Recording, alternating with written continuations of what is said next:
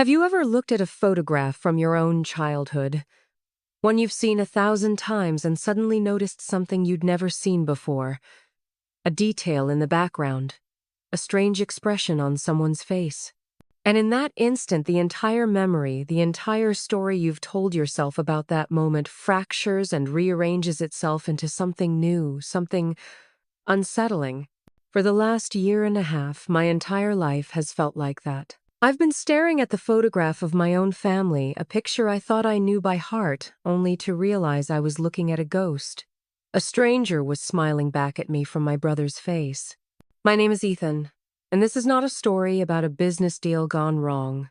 This is a story about the devastating silence that follows a betrayal so complete it rewrites your past and poisons your future. It's the story of how I lent my brother Leo $250,000, every cent of security my wife and I had painstakingly built for his dream business, and how he took that money and with it he took our shared history, our trust, our name, and he vanished. He didn't just disappear from my life. He performed a surgical extraction, cutting himself out of my world with such precision and cruelty that I'm still trying to stitch the wound back together. If you think you know what it means to be betrayed by family, I need you to listen. Because he didn't just run. He meticulously built a bomb, placed it at the foundation of my life, and then walked away before it detonated. To understand how I could have let this happen, you need to understand the gravitational pull of my brother Leo. He was 2 years my junior, but he was always the center of our family's universe. He was the sun blazing brilliant and dangerously unpredictable. And I was the Earth, the steady, reliable planet that maintained a quiet, predictable orbit around him. Our childhood in a cookie-cutter suburb of Columbus, Ohio, was a case study in these roles. Leo was the boy who could fall out of a tree, break his arm, and somehow end up with a legion of admirers signing his cast and a week's worth of excused homework. I was the one who had told him not to climb so high, the one who carried him home, the one who got the quiet, disappointed lecture from our dad about being more responsible. I remember that day so clearly. I was 10. He was 8.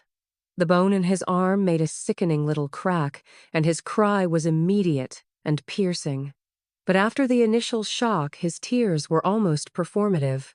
Our mom, Helen, rushed out her face, a mask of panic. Our dad, Gregory, followed, his jaw tight. They saw Leo's pain, his bright, tear-streaked face. They didn't see my terror, my silent plea for him to have just listened to me for once. In the emergency room, as he was charming the nurses, my dad put a heavy hand on my shoulder and said, "You're the older brother, Ethan.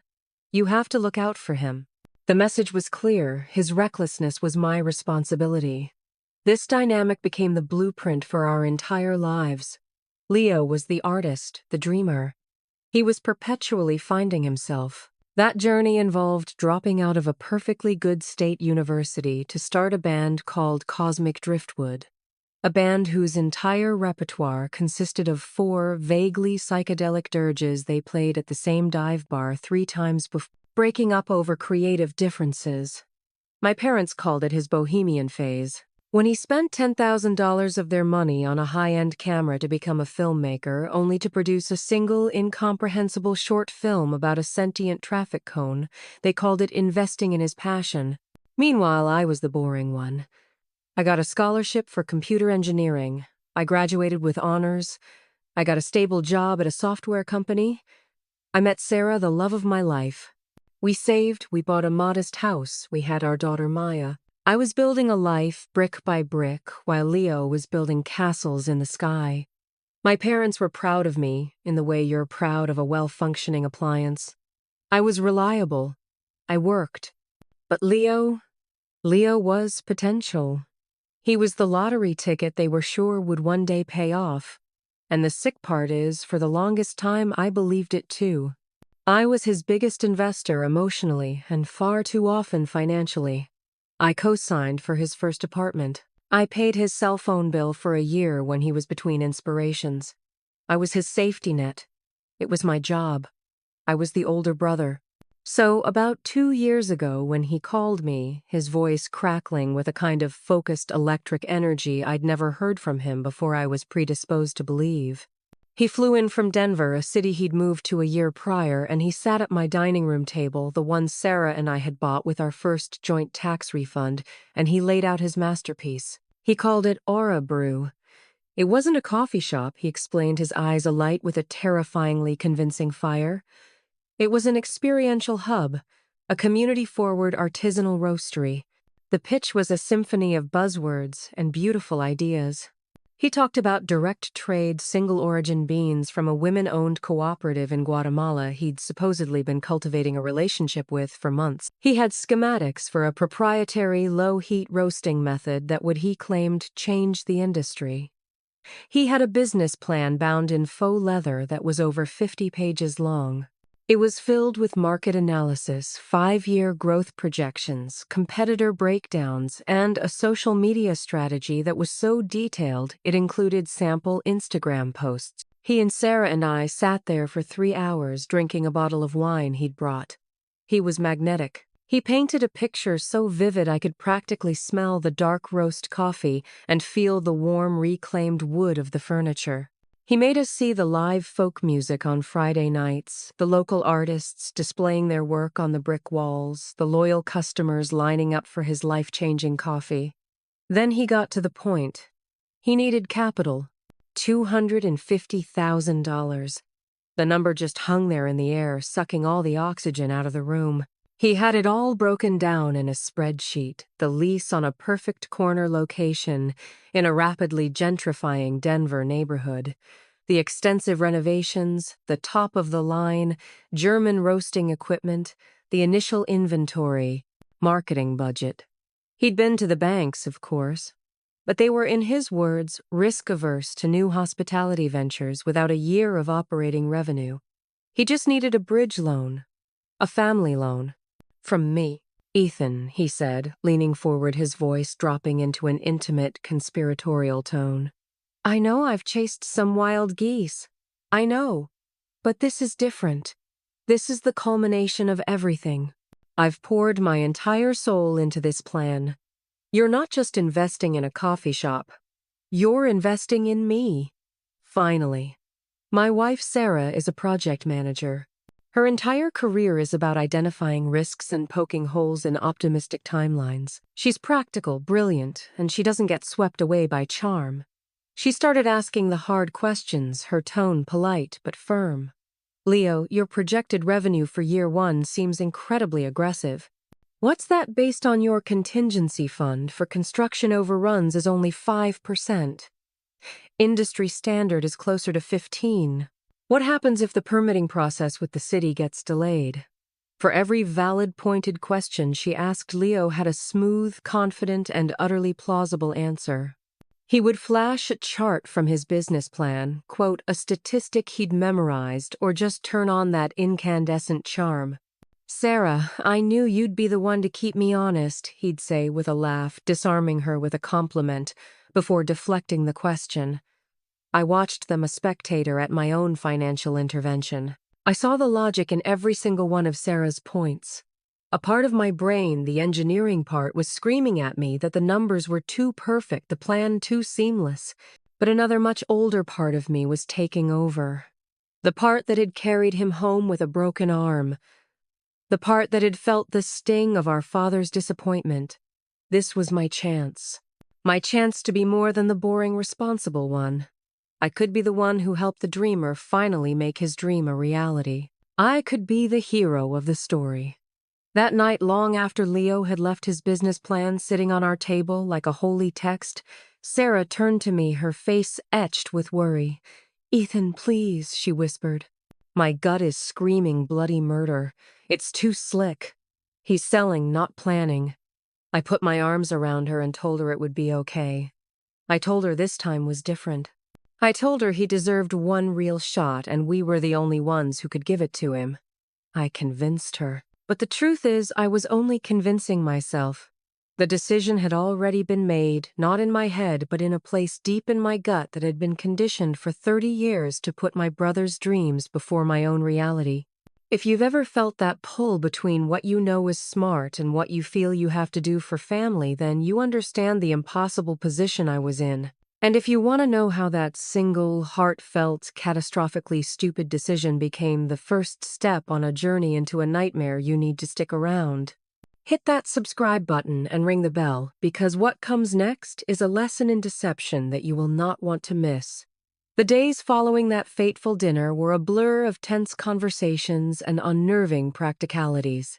The number $250,000 was an abstraction when Leo said it over a bottle of wine. It became terrifyingly real when I stared at our financial statements. Getting that kind of money together wasn't a simple transaction. It was an excavation. It meant digging up the very foundations of the life Sarah and I had built. The first layer was our investment portfolio. For 10 years, I had been diligently contributing a portion of every paycheck into a diversified mix of index funds and stocks. It was our future fund for Maya's college, for our retirement, for a world that felt distant and safe. Cashing out a huge chunk of it felt like a betrayal of that future. I remember sitting at my laptop, my finger hovering over the sell button. The market was up, which was good, but seeing those numbers, those years of disciplined saving about to be converted into a high-risk loan to my historically unreliable brother, it felt like setting a small fire in my own house. But that was only part of it. The investments covered about $100,000. The rest had to come from the single biggest asset we owned, our home. We had to take out a home equity line of credit, a HELOC. For those who don't know, that means you are borrowing against the value of your house.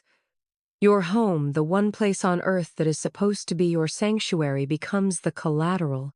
If the loan goes bad, the bank can come for your house. I knew this intellectually, but the reality of it didn't hit me until I was sitting in the sterile beige office of a loan officer at our local credit union. The man's name was Mr. Gable, and he had the kind of forced professional friendliness that sets your teeth on edge.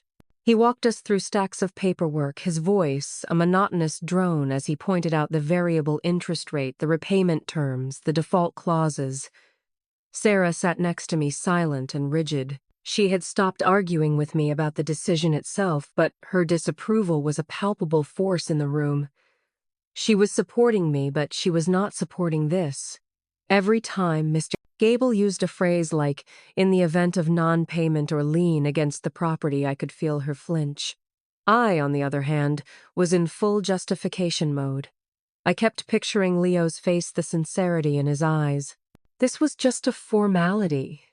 A bridge. I was signing these papers, putting my family's sanctuary on the line, but in my mind's eye, I was already seeing the triumphant conclusion, Leo successful and grateful, handing me a check that would make all of this feel like a distant, funny memory.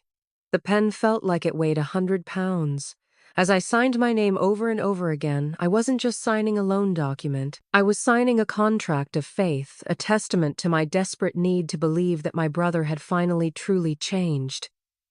The day the money was consolidated into our account, I called Leo. "It's ready," I said, a strange mix of terror and exhilaration coursing through me. He was ecstatic. His voice was a supernova of gratitude and excitement. "Ethan, I don't know what to say. You will not regret this. I swear to you. This is day one of the rest of our lives." He gave me the wiring instructions for the Aura Brew LLC business account he'd set up. Making that wire transfer was one of the most surreal moments of my life.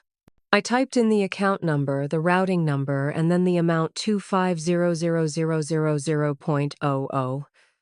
I stared at the number on the screen. It looked like a typo. It was more money than our annual household income. It was the price of our security. I took a deep breath and I clicked confirm. The screen refreshed. And just like that, a massive chunk of our net worth vanished from our account and shot across the country into his. I felt physically ill, but I also felt a surge of something else, pride. I had done it. I had proven my loyalty. I was the good brother. For the first 6 weeks, my pride felt justified. Leo was a model entrepreneur. He was in constant contact, a whirlwind of productive energy. It was like he was trying to overwhelm any potential buyer's remorse with a tidal wave of progress. My phone became a running documentary of Aura Brew's creation. I'd get a text with a photo of him grinning from ear to ear, holding up the signed lease. A few days later, a short, shaky video from inside the space, with the sounds of demolition in the background. Phase 1, tearing out the old garbage, the caption would read. He sent me PDF mock-ups for the coffee bags, the logo, the menu design. They were beautiful, professional, and incredibly convincing. He sent me a link to the website of the German manufacturer of the industrial coffee roaster he was ordering. It was a gleaming, stainless steel marvel that cost $60,000. It was all happening. My anxiety began to recede, replaced by a cautious optimism. My parents, of course, were over the moon. I'd forward them Leo's updates, and my dad would call me, his voice thick with a kind of paternal pride I rarely heard directed at me. You see, Ethan, this is what he can do with the proper support. He just needed someone to believe in him. You did a good thing, son. A very good thing. Their approval was like a drug. It validated my decision, soothing the part of me that was still terrified.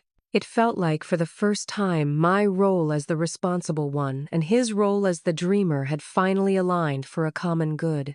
I was so caught up in the excitement that I decided to use some frequent flyer miles and fly out to Denver for a long weekend to see the progress for myself. I wanted to stand in the space to see the tangible results of my investment. Leo picked me up from the airport in a brand new charcoal gray Ford F-150. Lease, he said, with a grin patting the dashboard. All business expense, baby. Gotta have a truck for hauling supplies. He drove me straight to the storefront. It was, as the videos had suggested, a chaotic construction zone. There were piles of drywall, exposed wiring, and the air was thick with sawdust. But it was a productive chaos. He introduced me to the general contractor, a gruff tattooed man named Mike, who shook my hand firmly and grunted something about the plumbing being a mess but manageable. Leo walked me through the space, his arms outstretched, painting a vision over the reality of the mess. The coffee bar will go here, he'd say, pointing to a pile of rubble. And this whole back wall will be glass so customers can see the roaster, the heart of the operation, right here. It felt so real. That night, he took me to dinner at an obscenely expensive steakhouse downtown. He insisted on sliding the new Aura Brew business debit card across the table with a theatrical flourish. We ordered a bottle of Cabernet that cost more than my monthly car payment. To partnership, he toasted, his eyes shining in the dim restaurant light. To the future. In that moment, any lingering doubt I had evaporated. He was treating this seriously. He was using the money.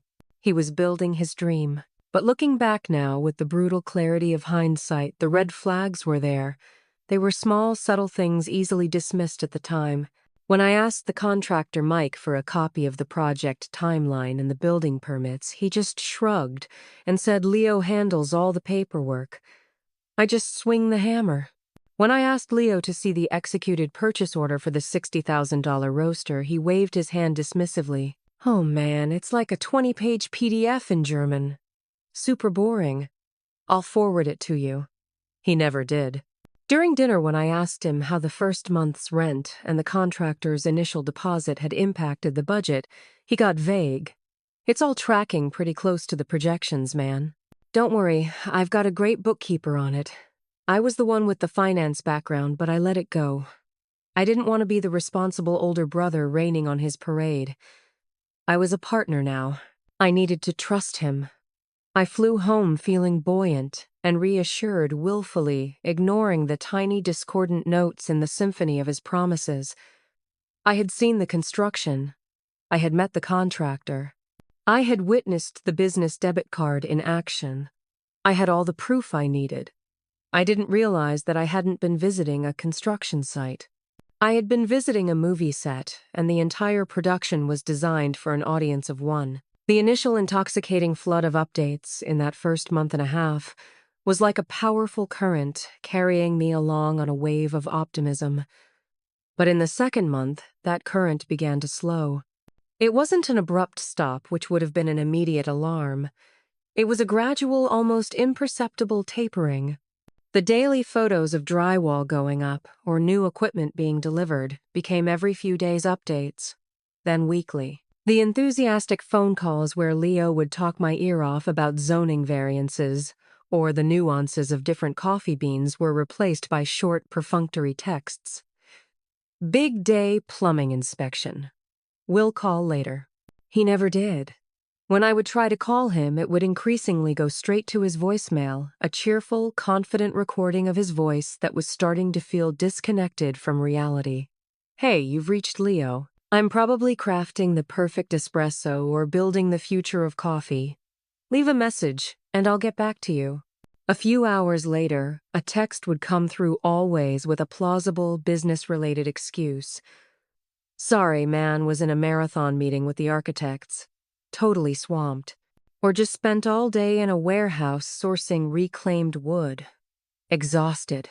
Talk tomorrow. The excuses were always designed to make him sound incredibly busy, deeply immersed in the demanding work of a startup founder. They were also conveniently impossible for me to verify. I was in California. He was in Colorado. I had to take his word for it. Sarah, with her project manager's sixth sense for things going off schedule, noticed the change long before I was willing to consciously acknowledge it. She would ask with a studied casualness that I knew was anything but. So what's the latest with Aura Brew? I would feel an immediate defensive bristle. It's going fine, I'd say a little too sharply. These big build-outs always hit delays. They had to rewire the whole building to handle the electrical load of the roaster. It's standard stuff. I had become his de facto press secretary, creating narratives to fill the growing silence. I was making excuses for him not just to my wife, but to the anxious, gnawing voice in the back of my own head.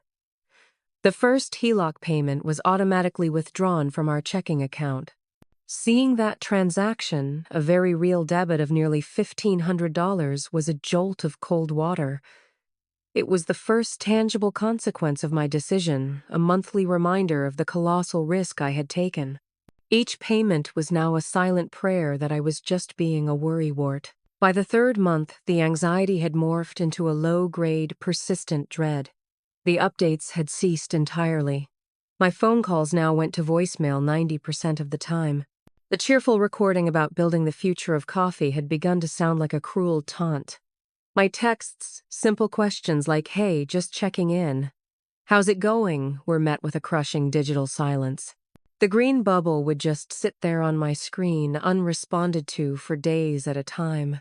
I started doing my own reconnaissance, my actions feeling slightly paranoid and shameful. I went online and searched the Colorado Secretary of State's business database. Aura Brew LLC was there, which provided a momentary flicker of relief. It was a real legal entity, but the registered agent address was just a UPS store mailbox. I scoured the internet for any mention of the business, a website, even a coming soon landing page, a social media profile. Nothing. For a business that supposedly had a detailed Instagram strategy, its digital footprint was non-existent. It was a ghost ship. I finally managed to get him on the phone after calling him 10 times in a row. He picked up on the 10th call, his voice not cheerful or stressed, but flat and annoyed. Dude, I'm in the middle of something. Before he could launch into an excuse, I laid out my concerns, my voice tight with suppressed panic. Leo, what is going on? I haven't heard from you in 3 weeks. The payments on the loan have started. I need to know what's happening. There was a heavy sigh on the other end of the line, the sigh of a deeply put-upon martyr. Then the story came pouring out. It's the contractor man, he said, his voice suddenly filled with a convincing, weary anger. Mike. The guy's a total crook. He took the first big draw, did about half the work he was supposed to, and now he's trying to hit me with a bunch of bogus change orders to jack up the price. We're in a full-blown dispute. I had to fire him and his whole crew. The story was detailed, plausible, and it pushed all my protective older brother buttons. My fear for my money was instantly supplanted by fury on his behalf. He was being taken advantage of, the innocent dreamer screwed over by a cynical tradesman. "That's awful, man," I said, my tone softening completely. "What can I do? Do you need me to look at the contract? I can fly out this weekend. We can talk to a lawyer." "No, no, absolutely not," he said, his response so fast it was almost jarring. "I've got it under control. I'm already interviewing new contractors. I don't want you getting dragged into this legal mess. It's my problem to fix. It's a major setback. It's going to delay the opening by at least 2 months." He sounded so genuinely stressed and capable, I felt ashamed of my panic. Of course there were problems. This was the real world. I was being naive. "Okay," I said, placated. "Just keep me in the loop, please. The silence is killing me." "Yeah, man. For sure. I will," he promised. "I'll call you when I have some good news." That was the last time I ever heard his voice. After that conversation, it was absolute radio silence. A week went by. My text, "Hey, any luck with the new contractors?" went unanswered. Another week. My call went straight to voicemail. The mailbox was now full and could no longer accept messages. That's when the real ice-cold panic set in. A full voicemail box isn't a sign of someone who is busy. It's a sign of someone who has checked out. I called my parents, trying to keep the tremor out of my voice. "Have you heard from Leo? I can't seem to reach him." My mother, Helen, gave a light, airy laugh that grated on my raw nerves. "Oh, Ethan. You know how he gets. He's probably just hiding in a cave dealing with that dreadful contractor.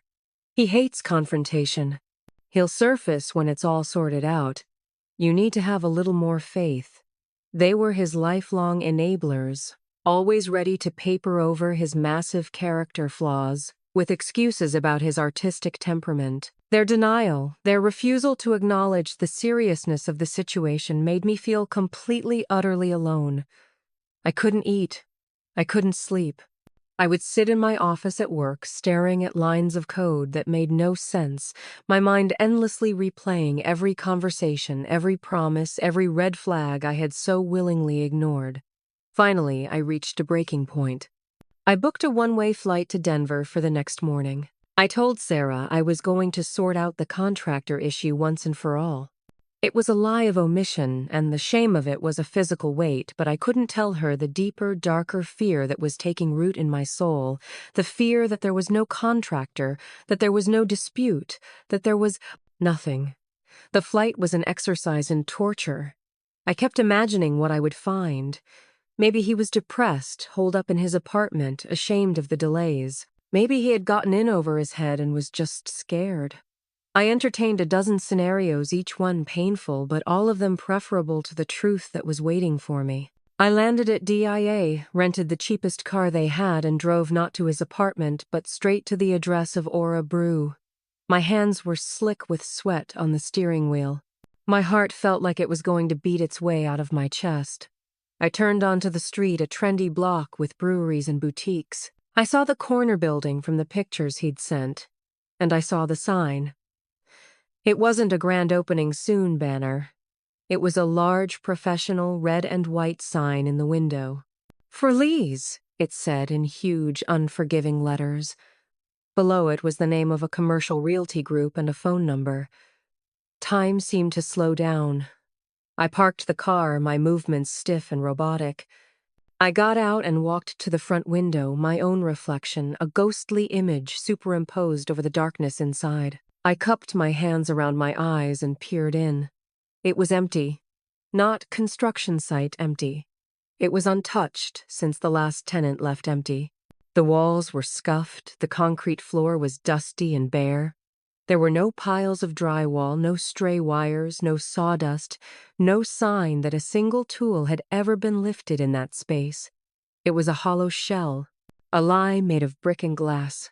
The demolition, the contractor, the plumbing, the stress, the delays, all of it, every single word had been a fiction.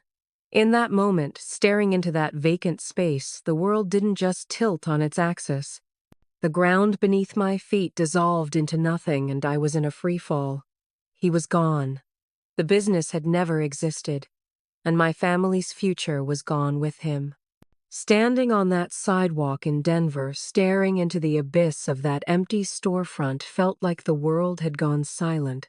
The noise of the traffic, the chatter of people walking by with their coffees, the entire pulse of the city just faded into a low, droning hum inside my own skull. It was the sound of my life breaking. The first coherent thought that broke through the static was a primal, desperate need to hear his voice, to have him deliver the magic words that would make this all a misunderstanding. I fumbled for my phone, my thumb shaking so badly I could barely unlock it. I hit his name in my favorites. It rang once, then went to that God-forsaken voicemail. "Hey, you've reached Leo." I hung up before he could finish the lie. I called again immediately. Voicemail. A third time. Voicemail. The rage started then, a hot volcanic surge that burned away the shock. It was a pure, helpless fury, and it needed to go somewhere. I turned and kicked the solid brick wall of the building. A stupid, childish act. A searing pain shot up my leg from my toes to my hip, and the agony was a welcome relief. It was real. It was a grounding force in a world that had just become completely unglued. This was not a nightmare. This was happening. My next call was to the two people who I thought were the bedrock of our family. My parents. My voice, when I finally managed to make it work, was a ragged alien thing. It cracked and trembled. "He's gone," I said the moment my mother answered. There was no preamble, no hello. Just the raw, undiluted truth. "The store is empty." It was all a lie. "Mom, he's gone and he took all the money." A stunned silence stretched across the line, a void of 1,000 miles. Then came her voice, not with alarm, not with concern for me, but with that infuriating, reflexive brand of protective denial she had always reserved for him. "Ethan, honey, slow down. You're not making any sense. There must be an explanation. You know how these construction projects are. Maybe he had a dispute with the landlord and had to switch locations. You can't just jump to the worst possible conclusion." Her calm, rationalizing tone was like gasoline on the fire of my panic. "Mom," I said, my voice rising, escalating past the point of control. "Listen to me. I am standing on the sidewalk right now. There is a 'For Leases' sign in the window. The inside is covered in dust. It is untouched. This is not a misunderstanding. This is a con. A grand-scale, life-ruining con." My father Gregory must have taken the phone from her because his voice, when it came on the line, was firm and paternal, the same voice he used when I was a teenager who had missed curfew. It was the voice of condescending authority. "Son, you need to take a breath. You're hysterical, and you're not thinking clearly. Your brother would not do this to you. To the family. There's another side to this story that you're not seeing. You've been putting an immense amount of pressure on him, and he's probably just overwhelmed and hiding because he's afraid he's disappointed you." That was it. That was the moment a fundamental support beam in the architecture of my soul cracked and gave way. The suggestion that this was my fault. That my pressure, the pressure of expecting him not to steal $250,000 from me, was the cause, and his grand theft was merely the effect. "Pressure," I screamed into the phone, my voice echoing in the Denver street. I was a madman, a man coming undone in public, and I didn't care. Pressure, I gave him my family's future. On a silver platter, I leveraged our home. Our daughter's home. I signed my name on a loan that could make us homeless. If I can't pay it back. And you have the audacity to tell me that. I'm the one at fault. The conversation, if you can even call it that, disintegrated from there. They accused me of being dramatic, of lacking faith, of always having had a jealous streak when it came to Leo's creative spirit. They were not listening to the facts I was presenting. They were busy constructing a new, more comfortable fiction in real time.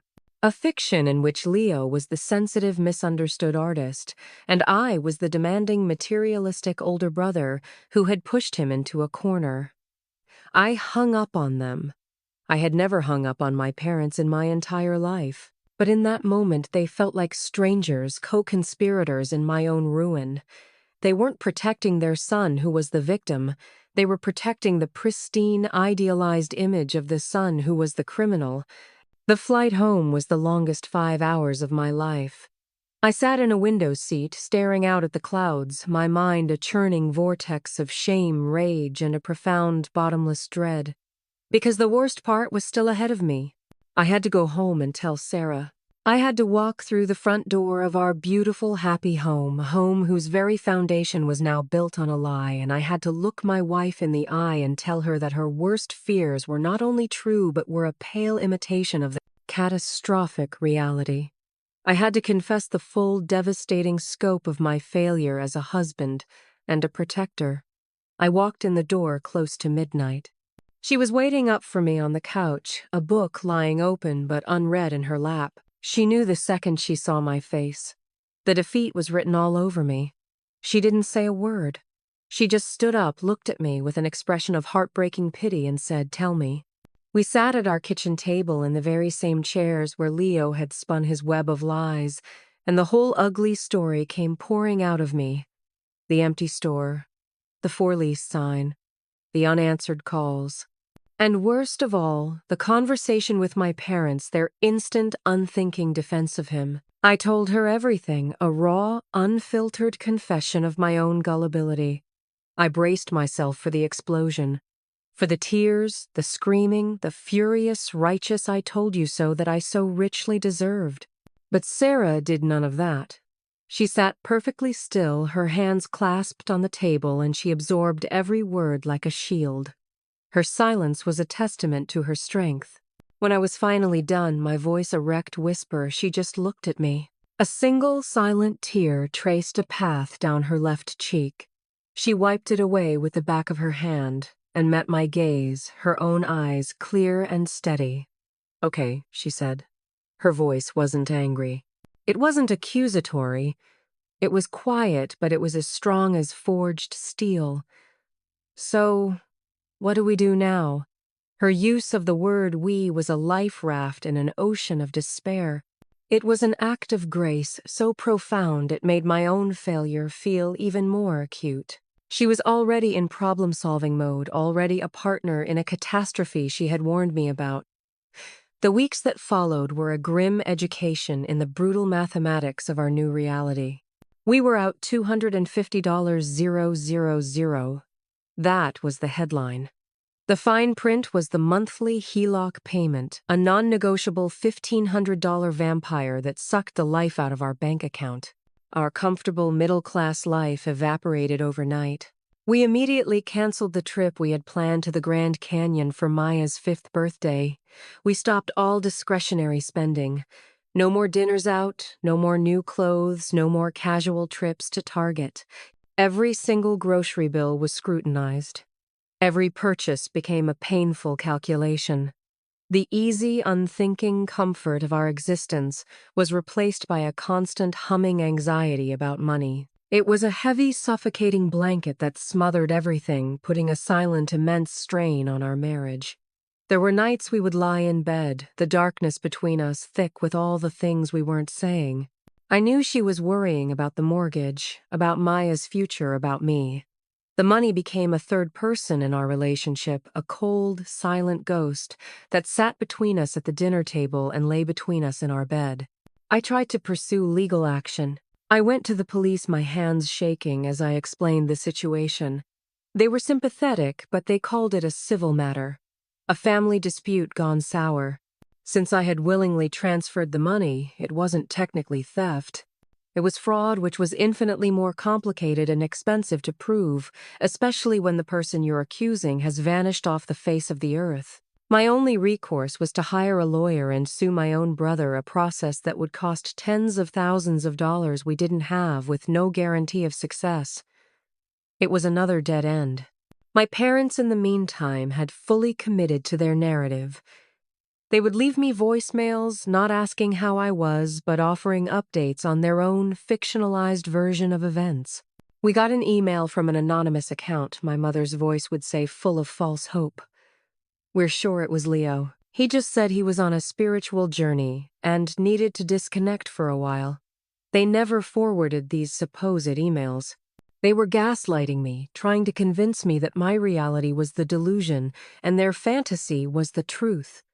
Each message was a fresh betrayal, a new twisting of the knife.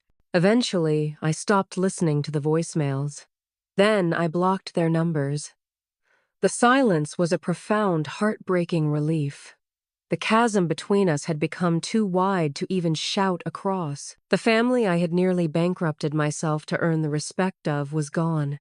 I was left standing alone in the rubble with a mountain of debt and the sickening, crystal-clear knowledge of how easily a lifetime of love could be weaponized into the perfect con. For the first few months after the detonation, I was just adrift in the wreckage. I was going through the motions of life, going to work, helping Maya with her homework, having quiet, budget-focused dinners with Sarah, but I was emotionally numb, shell-shocked. The grief of losing my brother and my parents, combined with the crushing daily shame of our financial situation, was a kind of paralysis. Life fell into a new grim rhythm, and every month when that HELOC payment was withdrawn from our account, it was like the wound was ripped open all over again. But slowly, gradually, something inside me began to shift. The grief and the shame began to curdle into a cold, hard, diamond-sharp rage. It was a rage that demanded action. I couldn't accept this. I couldn't just let him get away with it. I couldn't let him win. He thought he could just press a delete button on his life, on me, on his responsibilities. But he had forgotten one crucial thing about his boring, predictable older brother. I am a software engineer. My entire life, my entire career is built on a single fundamental principle. There is no such thing as a perfect bug. Every system has flaws. Every action leaves a trace. Every ghost leaves a footprint. And I decided with a clarity that felt like waking from a long fever that I was going to treat my brother's disappearance as the most complex and malignant piece of code I had ever encountered. I was going to find the bug in his system. I was going to debug my own life. My investigation didn't start with private investigators or frantic phone calls. It started with a single piece of paper, the confirmation receipt from my bank for the wire transfer. It had the name of his LLC, the bank, and most importantly, the account number. My first move was to hire a lawyer. Not to file a lawsuit against a ghost, but for a much more specific purpose. I explained the situation to a woman named Miss Albright, a sharp, unsmiling attorney with eyes that seemed to see right through my carefully constructed composure. I told her I didn't want to sue. I wanted information. I wanted the bank statements for that Aura Brew LLC account. It was a legal long shot. But Leo, in his haste or his arrogance, had made a small mistake. In the LLC formation documents he had sent me to prove the business was real, he had listed me as a founding capital contributor. Miss Albright argued that this title, however, ceremonial, gave me a legal right to financial oversight. It was a tenuous argument, but after 2 months of legal wrangling and a few $1,000s in fees that made Sarah physically sick to approve, a judge agreed. We had the right to subpoena the records. A thick 9x12 manila envelope arrived at her office a few weeks later. I remember sitting across from her at a large, polished mahogany conference table, the envelope lying between us. It felt like a bomb. Miss Albright slid it across to me. "It's all there," she said. "From the day the account was opened until the day it was closed." My hands were trembling as I tore it open. Inside were 6 months of bank statements. And reading them was like watching a slow-motion replay of his crime, a detailed instruction manual for how to systematically dismantle a man's life. The first transaction, dated the day after my wire transfer went through, was not a payment to a contractor or a real estate agent. It was a cash withdrawal. $20,000. A few days later, another cash withdrawal, this time for $15,000. There was no $60,000 wire transfer to a German equipment manufacturer. There was, however, a single payment of $5,000 to a commercial realty group, just enough, I realized, with a fresh wave of nausea, to secure the lease on the empty storefront for a few months, to give his lie a physical address, stage for his performance. There was a charge for a few thousand to a vehicle leasing company, the F-150 he had picked me up in. The rest of the expenses from his time in Denver were a portrait of a man on a hedonistic spree, not a man building a business. There were charges from some of the city's most expensive restaurants, a $5,000 shopping spree at Nordstrom, and a staggering $8,000 charge from the Little Nell, a five-star luxury hotel in Aspen. He was living like a king on my family's future, burning through my daughter's college fund on ski trips and designer clothes. The rage I felt was so intense, my vision actually blurred for a second. But as I forced myself to go through the pages line by agonizing line, a different kind of pattern began to emerge from beneath the extravagant spending. The large, sporadic cash withdrawals continued, but in between them were smaller, more regular, more mundane charges. There was a recurring monthly payment to a cell phone provider I didn't recognize. There was a monthly membership fee for a high-end gym chain. And then I saw it. A series of small, consistent charges, 2 or 3 times a week. They were from 2 specific vendors, a Fry's food and drug grocery store and a Circle K gas station, but they weren't in Denver. They were in a small city I had to look up on my phone, Prescott, Arizona. The name meant nothing to me. Leo had no friends in Arizona, no history there. He was a big city person, always chasing the trendiest, most vibrant cultural hubs. Prescott seemed, by all accounts, to be a quiet, historic town famous for its Old West saloons and surrounded by national forests. It was a place people went to retire to escape, to disappear. It didn't fit his profile. It was an anomaly. It was a bug in the code. And I knew with absolute certainty that it was the most important clue I had. That night I went home and descended into a rabbit hole of obsessive late-night research that would last for weeks. I mapped the locations of the grocery store and the gas station. I used Google Street View to virtually drive the streets of this strange Arizona town, feeling like a cyberstalker. I tried to cross-reference the transaction dates with any activity on his social media accounts, but he had been thorough. His Instagram and Facebook had been wiped clean, deleted from existence. He had scrubbed his digital life, but he couldn't scrub his financial life. Sarah grew increasingly worried. She would find me at 2 a.m, the blue glow of the laptop illuminating my face, my eyes red and raw, muttering to myself about transaction patterns and the street layout of a town I'd never been to. "Ethan, this is becoming an obsession," she said one night, her voice soft with concern. "You're hunting a ghost. We have to find a way to let this go and move on." "I can't move on until I understand," I told her, my voice low and intense. "It's not even about the money anymore, Sarah. It's about the fact that the person who did this is a stranger to me. The brother I grew up with wouldn't or couldn't have done this. I need to know who he became." The breakthrough, when it came, was from the most innocuous, overlooked detail. I was on the final bank statement, the one from the month the account was finally drained to a 0 balance and closed. Tucked in between the final large cash withdrawal and the bank's monthly service fee was one last tiny charge, $12.99. The vendor was listed as Adobe Creative Cloud.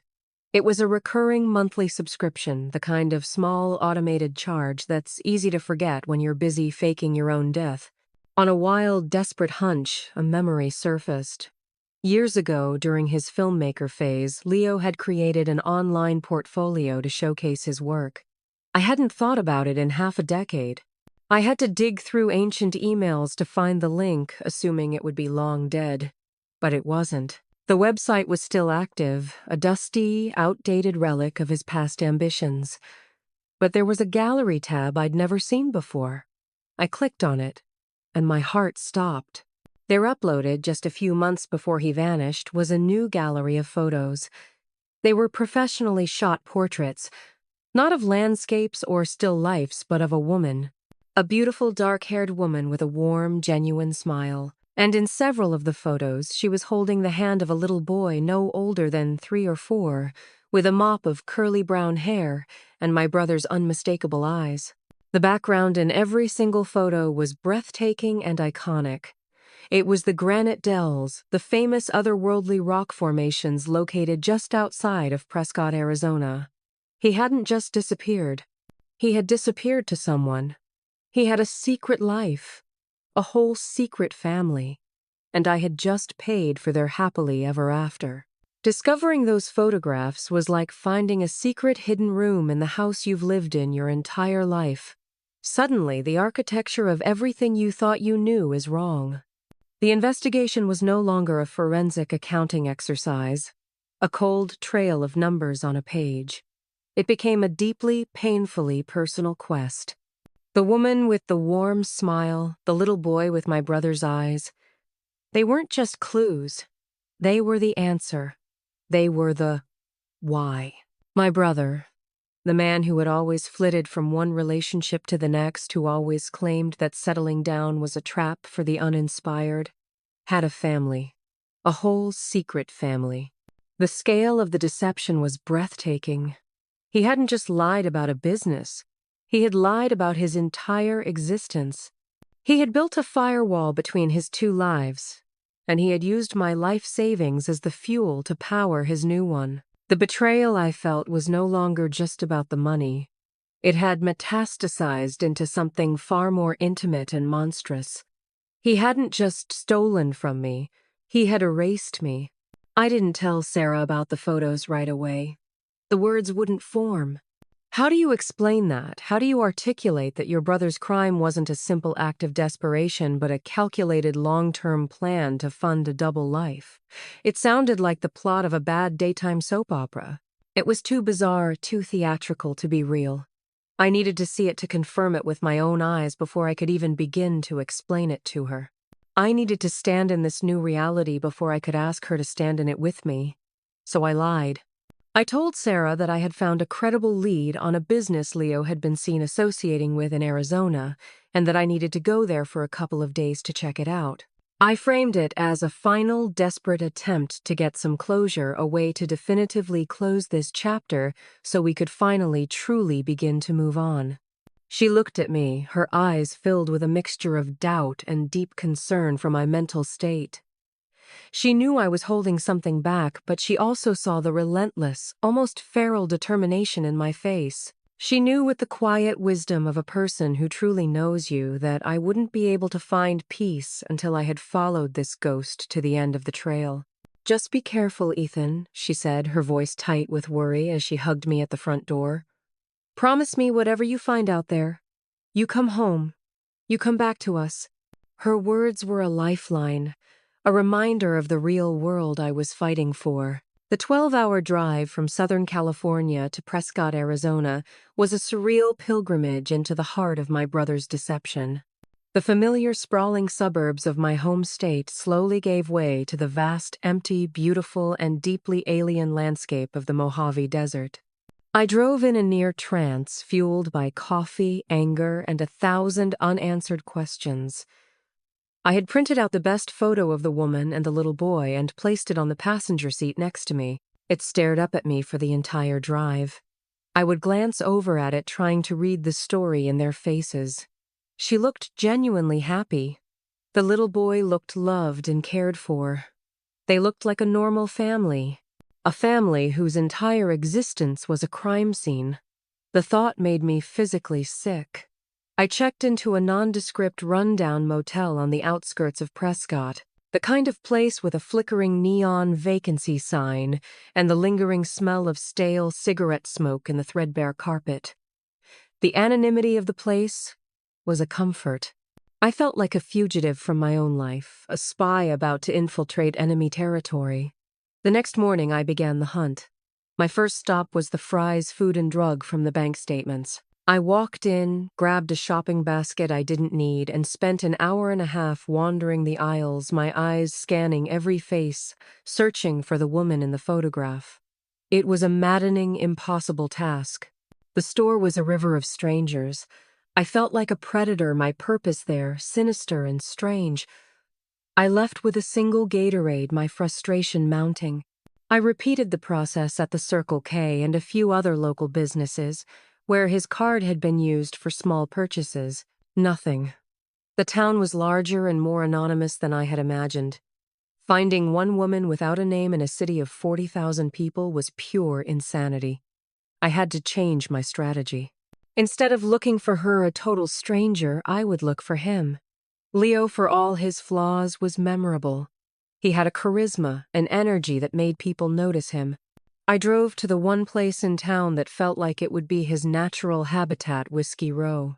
The historic downtown street was lined with old saloons converted into trendy bars with art galleries, boutique shops, and artisanal coffee houses.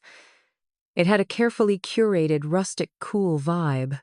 It was exactly the kind of place Leo would be drawn to. I decided to do a coffee shop crawl. I would go into each one, order a black coffee, and then, feigning a casual air, I was nowhere near feeling I would approach the barista. I had a photo of Leo on my phone, a clear shot of his face from my last visit. "Excuse me," I'd start trying to keep my voice from shaking. "I know this is a long shot, but I'm looking for my brother. He's been out of touch, and I think he might have moved to the area. Do you recognize this guy?" For 2 hours, I was met with a string of sympathetic headshakes and, "Sorry, man, doesn't ring a bell." By the 5th coffee shop, I was over-caffeinated, on edge, and starting to feel like a complete fool. The whole trip, the whole investigation felt like a desperate delusion. Then at a small independent place called the Daily Grind, I showed the photo to a young woman behind the counter. She had bright pink hair and a septum piercing. She looked at the photo, then back at me, her head tilted. A flicker of recognition in her eyes. "Yeah," she said, her voice slow and thoughtful. "Yeah, I know that guy. I mean, I've seen him in here. But his name isn't Leo." My entire nervous system went into overdrive. My heart felt like it stopped and then restarted at triple speed. "What do you mean?" I managed to ask, my voice a dry whisper. "He comes in sometimes with his wife and their little kid," she explained, wiping down the counter. "Super nice guy. He told me his name is Alex. Alex Cole." Alex Cole. He had a new name. He had shed his entire identity, like a snake sheds its skin. The sheer calculated audacity of it was beyond anything I had imagined. This wasn't just hiding. This was a complete and total reinvention. "Do you know anything else about him?" I asked, my mind racing to process this new information. "Do you know where they live?" She shook her head. "No clue. But his wife Jessica, she's a photographer. A really good one. He mentioned once that they moved here from Portland to start her business." Portland. Another lie. Another piece of his carefully constructed new identity. But she had given me a treasure trove. A new name for him, Alex Cole. A name for his wife, Jessica. And a profession for her photographer. It was the key. The whole key. I thanked her, my hands shaking so badly I could barely pull a $20 bill from my wallet to put in her tip jar. I practically ran back to my car. In the grim solitude of my motel room, I flipped open my laptop, my fingers flying across the keys. I searched every combination I could think of: Alex Cole Prescott, Jessica Cole Prescott. Then I tried just Jessica Cole Photography. And there it was. The first result. A professional, beautifully designed website. Jessica Cole Photography, authentic moments for authentic families. The portfolio was stunning, filled with sun-drenched photos of happy, beautiful families, all set against the dramatic landscapes around Prescott. And then I clicked on the About Me page. A photo of her loaded, the same warm, smiling woman from Leo's secret gallery. And below it, a short, cheerful biography about her passion for capturing life's precious moments. It ended with a single devastating sentence. "When I'm not behind the lens, I love exploring the beautiful trails around Prescott with my amazing husband Alex and our wonderful son Noah." Alex, Jessica, and Noah. The Coles. It was real. All of it. I clicked on the link to her business Facebook page and began to scroll. It was a public-facing diary of their idyllic stolen life. A photo of them picking pumpkins. A video of Noah's 4th birthday party. A gushing post from Jessica on their anniversary, so grateful for this incredible man who followed me to this beautiful town so I could follow my dream. "I love you, Alex." I scrolled and scrolled, a voyeur at the scene of my own life's robbery. The man I had grown up with, the brother whose history was inextricably woven with my own, had never existed. The real person was this Alex Cole, this supportive husband, this loving father, and he was living just a few miles away from where I was sitting. The hunt was over, but I knew with a certainty that chilled me to the bone that the nightmare was just beginning. Finding that website was like being handed a detailed map of a foreign country I had just crash-landed in. For the next hour, I became an obsessive digital archaeologist, digging through the ruins of my own life as they were reflected in his new one. I clicked through every single photo gallery on Jessica's website. I read every cheerful, fraudulent post on her business's social media feeds. It was a masterfully curated exhibit of a perfect life. There were professional quality photos of their home, a charming single-story craftsman house with a welcoming front porch and a bright blue door. There were blog posts detailing Noah's milestones, his first day of preschool, his t-ball games. There were glowing testimonials from clients who praised Jessica's talent and what a wonderful family she had. One post from Jessica particularly twisted the knife in my gut. It was a photo of Leo of Alex assembling a large, complex-looking playset in their backyard. The caption read, "My handy husband spending his Sunday building a kingdom for our little man. Is there anything he can't do? Number best dad, number husband goals?" I stared at the photo, my vision blurring with rage. I remembered a time when I was 15 and he was 13 and our dad had bought a shed kit for our backyard. I had spent a whole weekend patiently following the instructions while Leo had gotten bored after 20 minutes and spent the rest of the time trying to skip rocks across the neighbor's pool. He had never been handy. He had never had that kind of patience. Even his personality, it seemed, was a stolen trait. The website listed a business P.O. box, a dead end, but as I scrolled deeper into her Facebook page, I found the mistake. The one small, careless crack in their fortress of lies. A few months back, she had been advertising a day of holiday mini-sessions for family portraits at a local park. In the comments section, a client had written, "These are beautiful. I'd love to mail you the final payment check. Can you remind me of your address?" And Jessica, in a moment of casual, unthinking helpfulness, had replied directly to the comment with their full home street address. She probably deleted it later, but the internet never truly forgets. The original comment and her reply were captured in the page's public edit history. My heart started to pound a frantic, heavy rhythm against my ribs. I had it. I had his address. I was holding a loaded gun and I had no idea what to do with it. My first impulse was to drive straight there to hammer on that blue door and unleash the torrent of rage and grief that was consuming me. But the image of that little boy Noah stopped me. What would a sudden screaming confrontation do to him, and what about her Jessica? Was she a willing co-conspirator, or was she the ultimate victim in all of this, even more so than me? Looking at the sheer volume of her posts, the genuine seeming love and pride she expressed for her husband, I couldn't make myself believe she was in on it. The level of acting required would be sociopathic. No, she was a victim. She had built her life, her business, her family around a man who was a complete work of fiction. Her betrayal was in its own way even more profound than mine. She was sleeping next to the enemy. So the next day I decided I needed to see it for myself before I did anything else. I needed to witness this alternate reality with my own eyes. I drove to the address. It was on a quiet, idyllic, tree-lined street, the kind of place you see in commercials for life insurance. Kids' bicycles lay on front lawns. American flags hung from porches.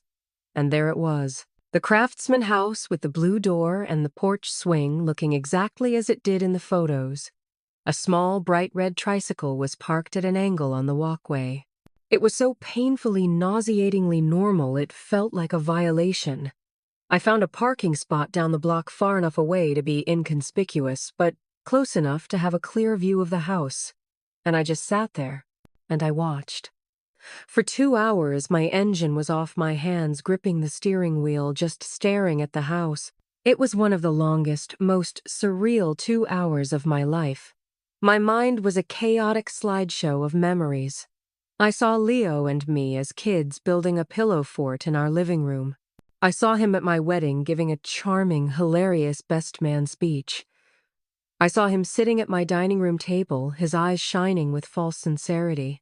Were any of those moments real, or was he always just an actor playing the role of my brother? Then the blue door opened. My breath caught in my throat. A woman came out. It was her, Jessica. She looked exactly like her photos, vibrant and full of life. She was followed by the little boy Noah, who was chattering away, his high-pitched voice too far away to hear. He had my father's curly hair and my brother's energetic bouncy walk. He was my nephew. A nephew I was supposed to be teaching how to throw a baseball, a nephew I was supposed to be spoiling at Christmas, a nephew who had no idea I existed. And then a man appeared in the doorway behind them. It was him, Leo, Alex. He looked different. Not just the longer hair or the casual clothes. He looked settled. The restless, anxious energy that had always hummed just beneath his surface was gone. He looked calm. He looked happy. He leaned down and gave Jessica a long, lingering kiss. A kiss of genuine affection. Then he turned to Noah, and his entire face lit up. He scooped the little boy into his arms and spun him around. Noah's shrieks of pure, unadulterated joy carried down the quiet street and pierced through the closed windows of my car. I sat there 100 yards away, an invisible ghost watching a stolen life, and it felt like a physical blow. It was a scene of perfect domestic bliss.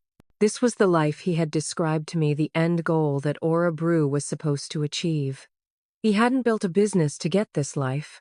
He had simply stolen the life and skipped all the hard parts. He had seen the stability and happiness that Sarah and I had worked for years to build, and he had treated it like a catalog. He had pointed to our life and said, "I'll take that one."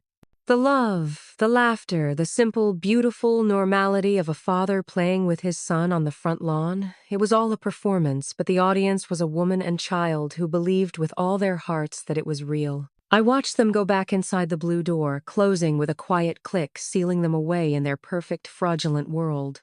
And in that moment, the whirlwind of rage and confusion in my mind slowed and then stopped, and then solidified into a single point of cold, hard clarity. I was not going to let him get away with this. The money was a wound that would eventually scar over. But this effortless theft of a life, this casual erasure of his past, and the destruction of my family's present, was a crime that demanded a reckoning. He had built his castle of happiness on the quicksand of my family's security. He was living a dream that I was paying for every single night when I woke up in a cold sweat. I sat in my car as the afternoon light faded into evening, as the streetlights flickered on one by one. I was no longer debating what to do. I knew. I wasn't going to call a lawyer. I wasn't going to call the police. I wasn't going to just drive away. I was going to wait. I was going to wait for the right moment. And then I was going to get out of my car, walk up that path, and I was going to knock on that blue door. He was going to have to look me in the eye. He was going to have to explain the ghost he had become. The next morning, I woke up in that dingy motel room before the sun came up. The usual chaos of my thoughts was gone, replaced by a profound and unsettling calm. The time for investigation, for surveillance, for agonizing was over. Today was the day of the reckoning. I had a plan, and it was as simple as it was terrifying. I would wait for Jessica and Noah to leave the house. I had seen them leave around 9 the day before, and I assumed it was a daily routine preschool daycare errands. Whatever was happening inside that house, whatever confrontation was about to unfold, I would not let it happen in front of them. As angry as I was, my war was not with them. They were civilians, innocent casualties in a battle they didn't even know was being fought. My fight was with the architect of their stolen reality. I drove to the same street and parked in the same spot, my heart a cold, heavy lump in my chest. The quiet, tree-lined street looked different in the morning light, less idyllic and more like a movie set waiting for the dramatic scene to begin. At 9:15 a.m., just as I had anticipated, the blue door opened. Jessica emerged, holding Noah's hand. She buckled him into his car seat in the back of their SUV, blew a kiss toward the house, and drove off down the street. It was time. The world seemed to shrink, my focus narrowing until the only things that existed were me and that house. I got out of my car. Each footstep on the pavement felt deliberate, final. I walked up the concrete pathway past the little red tricycle that was still lying on its side. I stepped onto the porch. For a moment I just stood there breathing. I could hear my own blood roaring in my ears. I raised my hand, balled it into a fist, and knocked. 3 hard, sharp raps on the solid wood of the blue door. The sound seemed to crack the morning silence like a gunshot. I heard footsteps inside, slow, casual, approaching the door. The sound of a deadbolt turning. The door swung inward, and there he was, my brother. For a single, fleeting second, his face was a blank slate of mild curiosity. The look you give, a stranger, a delivery person. Then his eyes focused on my face, and the recognition hit him like a physical shockwave. It was a visible transformation. The color drained from his face, leaving it a pasty, sickly gray. The relaxed, contented posture I had seen the day before dissolved, and he looked cornered, hunted. His mouth fell open, a perfect O of disbelief, but no sound came out. He was a deer in the headlights, frozen by the sudden, impossible appearance of a ghost from a life he had tried to bury. "Hello, Leo," I said. My voice was unnervingly steady, a low, cold thing that I didn't recognize as my own. The sound of his real name in the air of his new life seemed to break the spell. "How?" he stammered, his eyes darting wildly past me up and down the street, as if checking for witnesses or an escape route. "How did you find me?" "You're sloppy," I said, and I took a deliberate step forward, crossing the threshold into his home, forcing him to take a step back. I was inside. In his sanctuary. The violation was the point. I glanced around the living room. It was bright and clean, filled with framed photos on the walls and the mantelpiece. Photos of him, Jessica, and Noah at the beach, in a field of wildflowers. Smiling on Christmas morning, an entire gallery dedicated to a lie. "Alex Cole," I said, turning my gaze back to him, letting my voice drip with all the contempt I felt.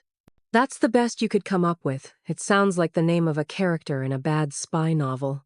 He finally found his voice, and with it a sliver of his old familiar defensive arrogance.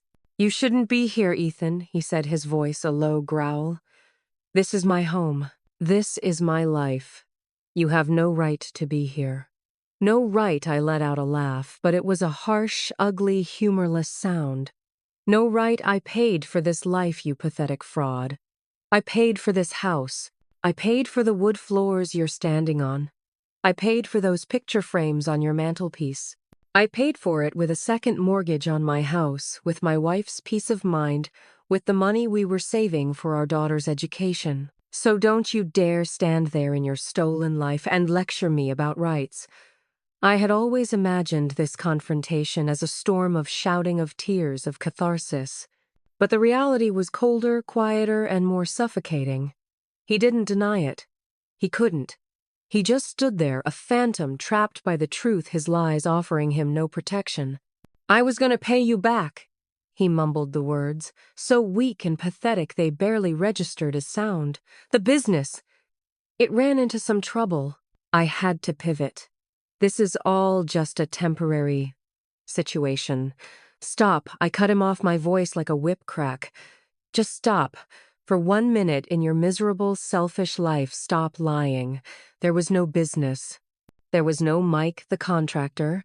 There was no $60,000 German roaster. There was no women's cooperative in Guatemala. It was all a story. A beautifully crafted, incredibly detailed fairy tale you spun so you could take my money, run away, and play dress up as a real man." He flinched, as if I'd physically struck him. And in his eyes I saw something that shocked me to my core. It wasn't remorse. It wasn't shame. It was resentment. He was resentful that I was here ruining his perfect illusion. "You wouldn't understand," he muttered, shaking his head, looking away from me. "Your life It's always been so easy for you, Ethan. So perfect. You got the good grades, the good job, the perfect wife, the perfect kid. You did everything right, and it all just fell into your lap. You never had to struggle a day in your life. Struggle, the word broke, the last thread of my control. Struggle, I am struggling right now, you narcissistic parasite. I lie awake every single night struggling with how I'm going to make the payment on the loan I took out for you.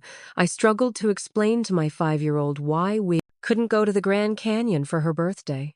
I struggled watching my wife, my brilliant, strong wife, break down in tears over our grocery budget.